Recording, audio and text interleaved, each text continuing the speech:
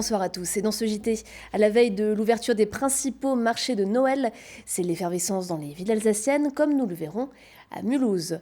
Comment organiser au mieux les secours en cas d'incendie? À la cathédrale de Strasbourg, les pompiers ont procédé à un exercice factice donc hier soir. Et puis toboggan, tuyaux d'arrosage ou imprimante, où les maires achètent-ils les équipements pour leur commune? Nous avons suivi quelques-uns d'entre eux dans les allées du Salon des maires à Paris. Et puis on commence avec une opération prévention de la SNCF. Face à des chiffres de victimes par heure de train en gare toujours élevés, la SNCF poursuit sa campagne annuelle de sensibilisation des usagers. Ce matin, les agents ferroviaires sont allés à la rencontre des voyageurs dans 13 gares alsaciennes, en distribuant des tracts sur les règles de sécurité à respecter. Les mauvaises habitudes, le manque de vigilance ou l'excès de confiance, autant de mauvais comportements qui mènent vers des accidents souvent mortels. 14 plus exactement en 2018 et 12 blessés graves dans les gares françaises. Luc Blavy, responsable de ligne SNCF, était en gare de Kielstedt ce matin et on l'écoute au micro de Fanny Kunz. On constate tous les jours des situations à risque, de gens qui se mettent en danger sur les quais, dans les gares, des gens qui traversent les voies, des gens qui circulent en vélo, en trottinette, en overboard et qui n'ont visiblement pas conscience du risque ferroviaire. Une gare étant un écosystème un peu particulier, où il y a certaines précautions à prendre par rapport aux trains qui passent à gauche à droite. Et effectivement, il faut rappeler ces règles tous les jours. Donc on le fait avec nos contrôleurs, avec nos agents qui sont présents dans les gares ou dans les postes d'aiguillage. On le fait nous-mêmes quand on passe en tant que personnel privé, dans les trains ou sur les quais. Et on fait également des interventions en milieu scolaire qui permettent de sensibiliser les plus jeunes, même s'ils ne prennent pas le train aujourd'hui à l'instant T. Ça fait cheminement dans leur tête et que pour le coup, il y a quand même quelque chose qui reste à un moment ou à un autre. Ce qu'on constate dans tous les cas, c'est qu'on a une augmentation des incivilités en gare. Ça, c'est dans toutes les gares, quel que soit le périmètre, que ce soit en France ou en Alsace, ou c'est dans toutes les régions. Le compte à rebours est lancé et cela ne vous aura probablement pas échappé. D'ici quelques heures, les marchés de Noël débuteront dans toute l'Alsace. Nous sommes allés suivre les derniers préparatifs à Mulhouse, seul marché de la région qui crée chaque année une étoffe de Noël, Marine Zis. Il décore les façades et les rues, habille les tables et se décline sous de nombreuses formes dans la boutique aux étoffes. Il s'agit d'un tissu exclusif créé spécialement pour le marché de Noël de Mulhouse. Dans la boutique aux étoffes, on le retrouve en nappes, serviettes ou encore tabliers. La créatrice Françoise Schmuck a choisi, elle, de créer des coussins avec l'étoffe de 2019. Je trouve que le concept d'un tissu annuel pour le marché de Noël de Mulhouse, je trouve que c'est une idée qui concrétise et qui met en valeur tout le savoir-faire de la ville. C'est romantique cette année, voilà, c'est très romantique je trouve, donc c'est pour ça que j'ai ajouté des nœuds et que j'ai mis aussi du lin blanc. La boutique aux étoffes ouvrira au même moment que le marché de Noël. Ce matin, des morceaux du tissu étaient découpés à l'avance afin d'anticiper les demandes qui devraient être nombreuses dès demain. Pendant ce temps, juste en face de la boutique, d'autres préparatifs, ceux des chalets place de la Réunion. Un peu plus loin, rue du Sauvage, les derniers luminaires sont accrochés. Et à l'office de tourisme, c'est aussi la course. La période de Noël est l'événement qui attire le plus de monde à Mulhouse. L'année dernière, nous étions sur un millésime. Alors c'est vrai qu'on va sûrement enchaîner les millésimes, mais faire de mieux en mieux, ça va devenir un peu compliqué. Nous, tout ce qu'on espère, c'est faire aussi bien que l'année dernière, puisqu'à un moment donné, nous avions effectivement un taux d'occupation des hôtels qui était remarquable. Encore qu'on peut faire mieux, mais on était déjà plus de 70% de taux d'occupation, avec une fréquentation en hausse. Donc évidemment, après les chiffres, on peut leur faire dire tout ce qu'on veut. Mais nous, aujourd'hui, on estime qu'on est à 1,4 million, voire 1,5 million de visiteurs sur le marché de Noël de Mulhouse. Demain à midi, le marché de Noël de Mulhouse ouvrira ses portes pour la 29e édition. Nouveauté cette année, une nocturne jusqu'à minuit le 23 novembre et des prolongations par rapport aux années précédentes, puisqu'il prendra fin le 29 décembre. Et à Strasbourg aussi, la ville se prépare. Si le grand sapin et l'ensemble de la ville s'illumineront ce vendredi à 17h30, la rue de la Mésange revêt déjà ses habits de lumière. Et c'est la nouveauté de cette année 2019. La forêt féerique étincelante, c'est son nom, est composée de 23 arbres lumineux consommant chacun 24 watts, soit l'équivalent d'une lampe de salon. Pierre Bardet, le directeur des vitrines de Strasbourg, en est à l'origine. Il nous en dit plus.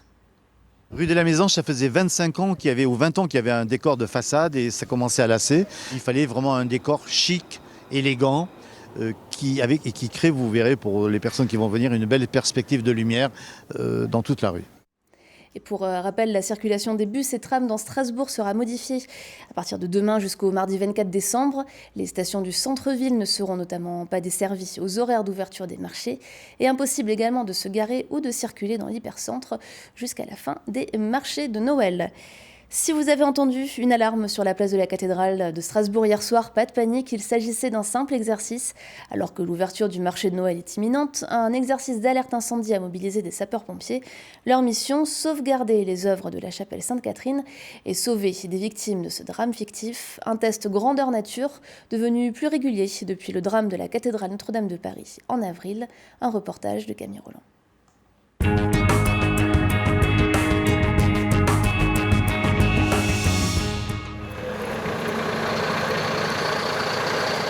Il est 20h hier soir, alors qu'un feu fictif se déclenche sur le toit de la cathédrale Notre-Dame de Strasbourg. Quelques minutes après, les pompiers arrivent sur place. L'enjeu pour eux, se repérer dans ce bâtiment peu ordinaire. Tu me fais une reco partie supérieure et tu me dis si tu as un dégagement de fumée sur cette partie-là. Donc il immédiatement. Là on est ici, ça peut être là de ça ici, donc il doit se trouver légèrement décalé sur la droite au-dessus d'ici, quoi. Cet exercice de sécurité civile est le 3e de l'année. Il est l'occasion de tester le plan de sauvegarde des œuvres du monument, de s'assurer des moyens d'alerte des pompiers en dehors des heures d'ouverture de la cathédrale et des conditions d'intervention alors que les chalets du marché de Noël encombrent la place. On a des accès qui sont un petit peu différents sur l'ensemble de l'île lorsque le marché de Noël est ouvert. Par contre, pour l'intervention sur la cathédrale en elle-même, c'est strictement la même chose. Forcément, les chalets utilisent un petit peu d'emprise au niveau des deux places, mais on n'a aucune difficulté à venir ici et à intervenir. Mis à part la foule, forcément, qui sera un petit peu à déplacer quand on arrive sur les lieux. 25 sapeurs-pompiers et 6 engins du service départemental d'incendie et de secours du Bas-Rhin sont mobilisés pour l'occasion. Ils suivent un scénario bien précis. Un incendie s'est déclenché au niveau du transept en cours de travaux. Et alors que le feu se propage à l'étage inférieur, les pompiers doivent mettre à l'abri 2 victimes prisonnières des flammes. Il y a mon collègue qui va te poser des questions de secourisme. Il y a une bouteille d'acétylène, quelque chose, des risques particuliers? Non, c'était une soudure à l'étain avec une bouteille de gaz classique. On a été appelé pour un début d'incendie en toiture au-dessus de la chapelle Sainte-Catherine de la cathédrale de Strasbourg, avec 2 ouvriers manquants à l'appel. Donc un a été extrait par nos équipes et le deuxième a été descendu au moyen de l'échelle que vous voyez derrière moi qui mesure 37 mètres. C'est la plus grande échelle de notre département. Il s'agit d'un bâtiment ancien qui est néanmoins aux normes incendie. Donc on retrouve les moyens dont on dispose pour la lutte contre l'incendie, les moyens fixes. Après l'évacuation humaine, il faut s'occuper de protéger les œuvres. Une opération qui se déroule avec la Direction régionale des affaires culturelles qui donne les instructions aux pompiers. C'est qu'il faut qu'on sauve et qu'on préserve ces 3 œuvres-là. D'accord. D'accord. La 10 en priorité. La 10, c'est une statue de la Vierge Marie avec son Jésus dans les bras. Celle-là, ils vont nous donner du papier bulle. On l'entoure pour la préserver, on la prend délicatement à 2 pompiers, 45 kg, on la sort. Et il va nous dire où est-ce qu'on la met où? Dans le narthex. On la met tout donc on le suivra, etc. 3 œuvres doivent être protégées, une Pietà du XIVe siècle, un retable des années 1900 et une Jeanne d'Arc en métal. Une fois l'ordre de priorité établi, les hommes du feu passent à l'action. On a repéré sur un plan les œuvres. On les a photographiées, on les indique, on indique leur position, leur mode de démontage et ce qu'il y a lieu de faire pour les protéger. Donc soit on les évacue, comme la statue qui était là, qui a été évacuée, emballée pour être mise en sécurité, soit comme ce qui est en train d'être fait au fond, on ferme le retable et ils sont en train de poser des bâches puisque c'est un élément qu'on ne peut pas sortir. On a souhaité, suite à ce qui s'est passé à Notre-Dame, créer un exercice spécifique sur ce plan de sauvegarde des œuvres. C'est un document qui n'est jamais figé en amont. Et en fonction du test de ce soir et du débrief qu'on fera après avec les pompiers, on pourra faire évoluer ces pièces-là, la connaissance qu'on a de leurs moyens, de nos œuvres, etc. Alors que les pompiers tentent de bâcher le retable, une question se pose. Faut-il cacher le pinacle supérieur de l'œuvre au risque d'abîmer sa dentelle de bois doré? L'idée de bâcher notamment, c'est parce que le feu se trouve au-dessus, qu'ils vont vouloir à un moment l'éteindre. Donc pour l'instant, ils l'ont circonscrit, c'est-à-dire que le feu ne se propage plus. À un moment, il va falloir faire l'extinction finale. Et on a peur que les eaux résiduelles d'extinction passent la dalle et viennent abîmer les œuvres qui sont donc directement au droit en dessous de ce foyer d'extinction. Alors il est très fragile à l'humidité, d'abord parce que le bois va gonfler, que l'or va se décoller, etc. Donc c'est certain que si on doit arroser, il faut la protéger et on ne peut pas l'évacuer puisqu'elle est scellée dans le mur. Et en même temps, en la bâchant, il ne faut pas qu'on arrache toute cette dentelle de sculpture de bois doré. Sur la centaine d'œuvres de la cathédrale, environ 16 doivent être protégées selon le plan de sauvegarde des œuvres d'art, réalisé bien avant le drame de Notre-Dame de Paris. Après 1h30 d'entraînement, un bilan permettra d'évaluer si la réalisation du plan est une réussite en conditions réelles. Toute la semaine, le 102e congrès des maires de France s'est tenu à Paris. Et en parallèle de ce rendez-vous politique, le salon des maires et des collectivités locales est un autre passage obligé pour les élus locaux. Il leur permet tout simplement de faire leurs courses et un comparatif d'achat en termes de mobilier urbain, de transport ou encore de télécommunications. Certains élus du Haut-Rhin se sont retrouvés sur le stand d'un fabricant alsacien spécialisé dans les équipements multisports, Nora Boiriois.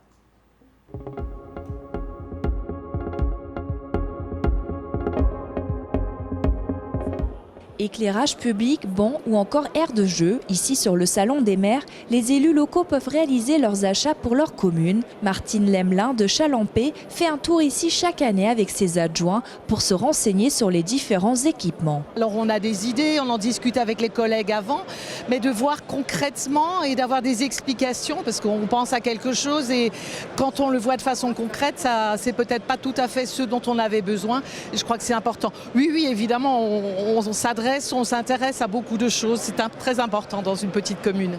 Le maire, avec son équipe municipale, est devenu un véritable couteau suisse. Mais cela ne suffit pas toujours. Il faut aussi avoir les moyens d'investir et de faire des achats. Il y a des élus qui travaillent pour leur commune, qui s'investissent pour que les enfants soient bien dans le périscolaire, pour que les routes soient bien entretenues. Et évidemment, ça demande des montants, des investissements importants en termes budgétaires. Et comme on a moins de moyens, il faut comparer, il faut acheter au plus juste pour avoir, un rapport qualité-prix qui soit efficace et efficient. Le Salon des maires accueille au total 773 exposants et parmi eux, Husson International, un fabricant haut-rhinois spécialisé dans les aires de jeu et les équipements multisportifs. Un salon comme celui-ci est fait évidemment pour nouer des contacts et pour présenter nos produits. Et il n'est pas rare que des projets suivent entre 2 et 5 ans avant d'aboutir. Donc c'est le premier pas qui est fait dans le projet de réalisation. Cet équipementier fournit de nombreuses communes alsaciennes et exporte même jusqu'en Australie. RGDS, partenaire des Alsaciens qui s'engagent. Et on finit avec du sport en basket. La SIG continue de faire le yo-yo et a enchaîné victoires encourageantes et défaites inquiétantes. Après leur victoire samedi en championnat, les Strasbourgeois ont à nouveau chuté en Coupe d'Europe. Ils recevaient hier soir les Lituaniens de Panevėžys, pourtant dernier de leur groupe. Mais les Alsaciens ont complètement raté leur début de match, se retrouvant menés de plus de 20 points en début de seconde période. Privé de son meneur de jeu Travis Trice et de son capitaine Nadi Traoré, la SIG va pourtant revenir dans le match et aura même la possibilité d'égaliser sur cette toute dernière action. Mais les deux tentatives de panier à 3 points échouent et les Lituaniens s'imposent 66-63.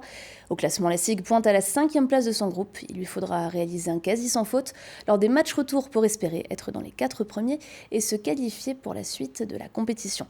Et pour finir ce journal, tout de suite, c'est l'image du jour, Oliviane.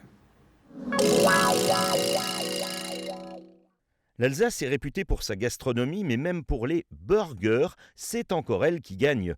L'enseigne au bureau a organisé son premier concours interne des chefs de son réseau. Après des sélections, 10 finalistes ont ainsi pu présenter et faire déguster leurs recettes de burgers créatifs et gourmands. Et c'est évidemment un Alsacien qui a gagné. Morgan Kaltenecker, chef du restaurant au bureau d'Ilzac dans le Haut-Rhin, s'est fait remarquer avec sa recette de burger le Black Pearl et son buns noir. Hommage aux pirates des Caraïbes, on y retrouve aussi du guacamole, du cheddar, du chorizo et des tomates séchées. Le burger de l'Alsacien sera désormais servi dans tous les restaurants de France.